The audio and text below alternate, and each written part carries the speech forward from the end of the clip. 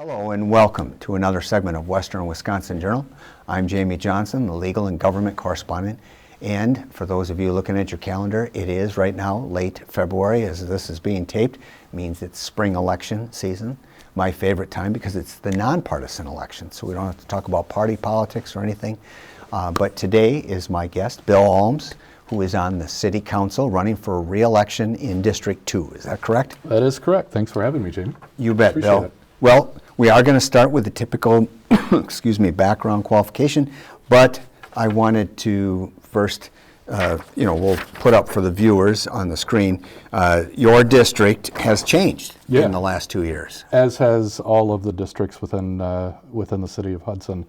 If you take a look at District 2, I was actually representing a significantly larger amount of our population than other districts within the city, so mine got diminished a little bit. So if you live in the Red Cedar area, part of Red Cedar is now under District 4, and then I'm to the east of that. Okay, so we were talking about this off camera about how it got numbered, but that's the thing, is that these were numbered a while back, and then after three censuses, they get shifted and consolidated, like you said. So now this is District 2 is basically the far southeast corner of Hudson City. Correct. And you're completely south of the interstate. Completely, yep. Okay. As I always have been. Yes. Yep. But we've got some districts that straddle the interstate, and moving forward, we've got actually a total of 3 districts now that have room under I-94.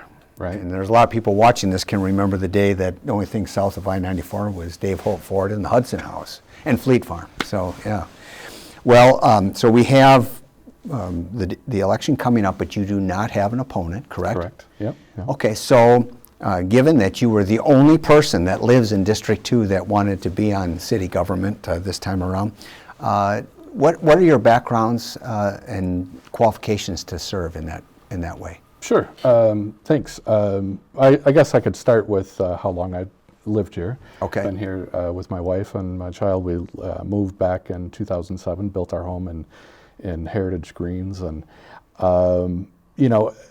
back then when I first ran, I've been doing a lot of thinking about when I first ran. It was really centered around just wanting to give back to the community, serve our community, and so that kind of extends to why. And what year was that, Bill? So that was 2015. There was a special election. My predecessor had moved out of the district, and so had to step down. And then it was the fall of 2015. The only thing on the ballot, the only election was for District 2. And so that was a special election that was held. Now, I recall that, was there an attempt to appoint someone and there was some deadlock over that? Yeah, there was an appointment. I think there was, probably 8 or so people that came to bat and vied for, made their pitch. I guess that's because it's easier to be appointed than it is elected, huh? So, I guess so. And then 2 people ran and then I won that election. And very good. So you have had contested elections. I have, yeah. My very first. Your very first, but 2 since then not contested. Mm-hmm. That's correct. And why do you think that is? I think part of it is really asking the citizenry to run, right? It's the amount of time and effort that goes into serving a district. I live in a very a community of people probably around my age, right, between 40 and 50 years old, with families and whatnot, and so very busy. So I think it's a lot to ask for people to run, and I hope that I'm doing a good enough job. It seems to be that I'm doing a good enough job that nobody is saying, hey, get out of the chair. Well, and I like the fact that we do these interviews of folks who don't necessarily have opponents, because it gives our voters a chance to meet who they're representing. So whether it's the district, Aldermanic District 2 just itself, or the whole city, what do you see as the priorities or issues coming up in the next 2 years, and how might that compare to what they've been since you first ran? Sure. I think we're opened up a little bit when it came to the fire station, realizing that was beyond life, and needing to build a new fire station. That's something that hasn't really happened within the city, of building a new piece of infrastructure. And I think that was probably sort of the tip of the iceberg that we're faced with now in terms of infrastructure, looking at our roads, a lot of them being on, sort of in that yellow zone of the PACER rating, needing to be replaced, not just patched up. And looking at our police department and space needs there potentially. So I think quite a bit of the decisions that we'll make over the course of the next 2 years are really going to help define how we get to those infrastructure needs in a way that's financially responsible. Okay. Taxpayer money, so. Well, let's get into some of those, like when it comes to infrastructure, how much and how does it get paid for? That's a great question. And that's something that we're taking a look at, because if you take a look at just our year-over-year budget, what does that look like when you have to add on so much for the infrastructure? Right now we're taking a look at the 11th Street Bridge, Hagan Street Bridge, about replacement and widening of that. How do we get there? Is it a and that's not in your annual budget. Right. Just operating budget it's one thing to plow the roads and so forth. It's a whole Right. other thing to build them. And I think Exactly. there's some folks who don't understand, why those capital improvements aren't in the annual budget. Right. And so we're taking a look at one of the things that we're discussing right now that's on the table is there a wheel tax that we can add? Is there another form of tax revenue that can get us there in a more balanced and again, financially responsible way of just meeting those needs? Because the answer can't be just raising just property tax. Right, exactly. I mean, we're already we're just on that upper end. And so, then becomes the question of growth behind that. Mm-hmm. Do we increase the tax base, right, and lower everybody's taxes, or keep the taxes the same as we grow to meet those needs? So, Now, with the wheel tax, can that only be imposed on city residents, or? yeah, so what we were looking at with the wheel tax would be to those that are go to the DMV and get their licenses. So they have to have a registered part vehicle. Of that, right. And Right. located. But you wouldn't be able to assess that on folks like me who drive on city streets every day, but I'm not a city resident. Well, if I get your address, maybe. No, there's just not a feasible way, is my understanding. Okay.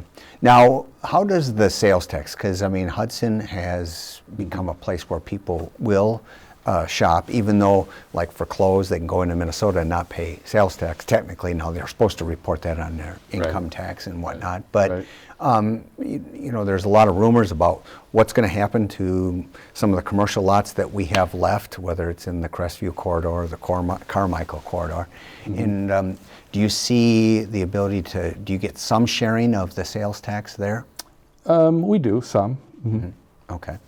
And we already know that, for instance, Chamber and the Tourism Bureau does generate some money from the hotel Room tax. Mm-hmm. Room tax, okay. Yeah. So where do you see the priorities when it comes to the infrastructure? In terms of which infrastructure? Yeah, like is it roads, is it buildings? We've got a new fire station, so Right. check that one off. Right. I think the next priority really is getting on top of the roads and getting them to a much better place than they are now. But I think another one that we are going to have a discussion about is the police department, in all honesty. I don't know that where they're located now is a great fit. I know there have been conversations with the county, but I don't know that that's really headed in the direction that can make it feasible. So that would be another piece. Now, that basically has to be approved both ways, right, by the county and the city in order to Correct. habitate those, so to speak. But would that be a decent location, though? I mean, for access? Yeah, when we looked at the fire station, actually, for the service area, actually the fire station, the prime location was there on Vine and Carmichael. Mm-hmm. We obviously opted for Ward Avenue, where the city already had land, and because that, up there is Didn't have county to take land. that off the payroll, or Right, off the exactly. city tax rolls, I should say. Exactly. Okay. So from a service area, that location probably works, right? And certainly would be open to it as a city, but again, my understanding from the county end that it may not be in our future, just from their end. Oh, okay, from their end, got it. Perspective. Now, last time we were doing interviews, which was just last year, of the folks that were running in 2021, the comprehensive plan had not yet been adopted. I understand that it has been adopted now. As of this last fall.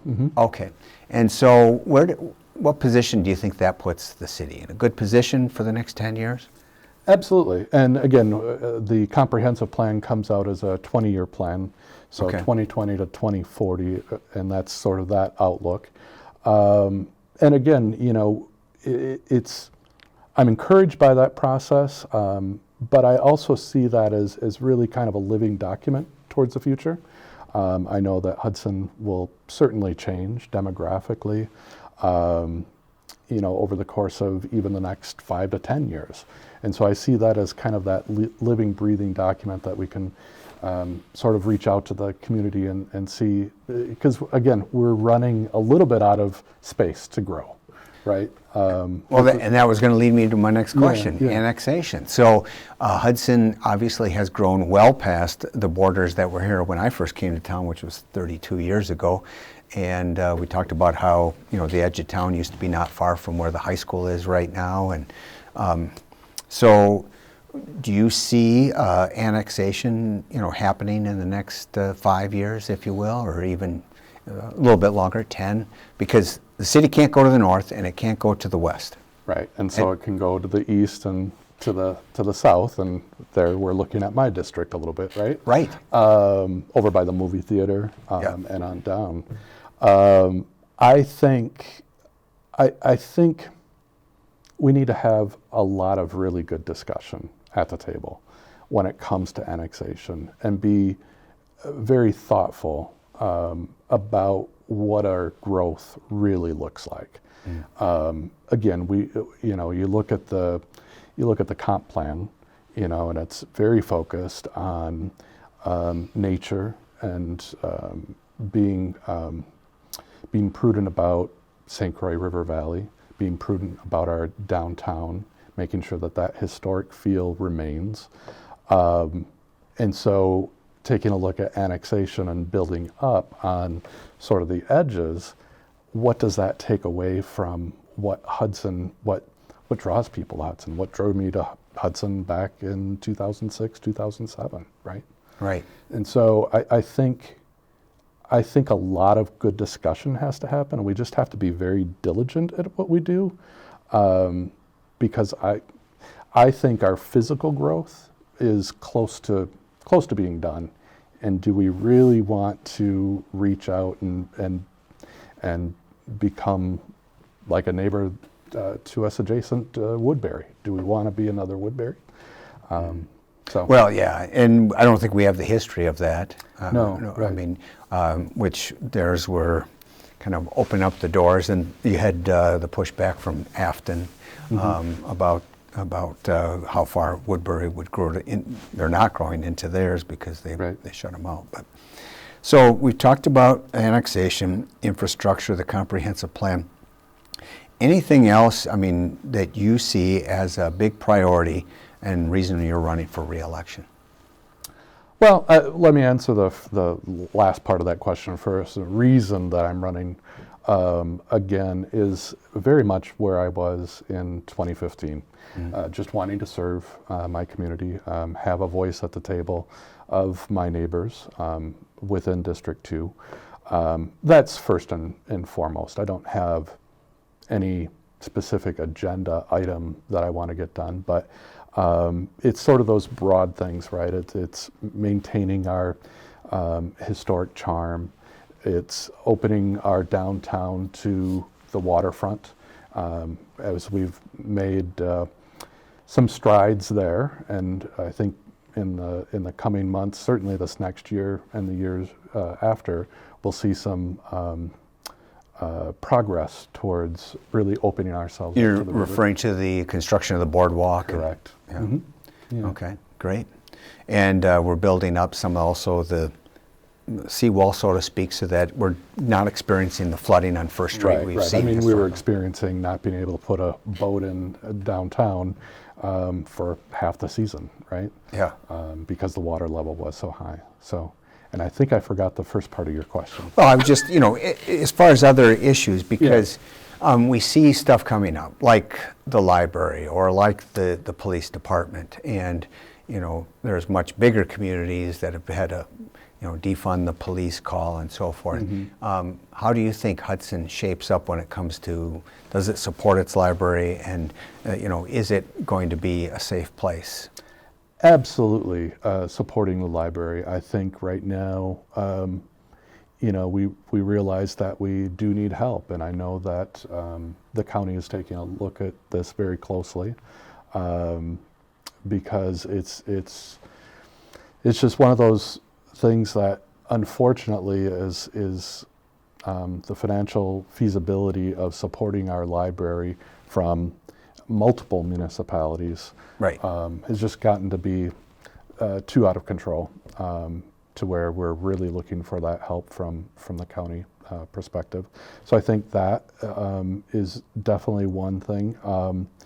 Another thing that I certainly would like to see, perhaps can't accomplish it in the next 2 years, but just creating a more walkable, rideable town.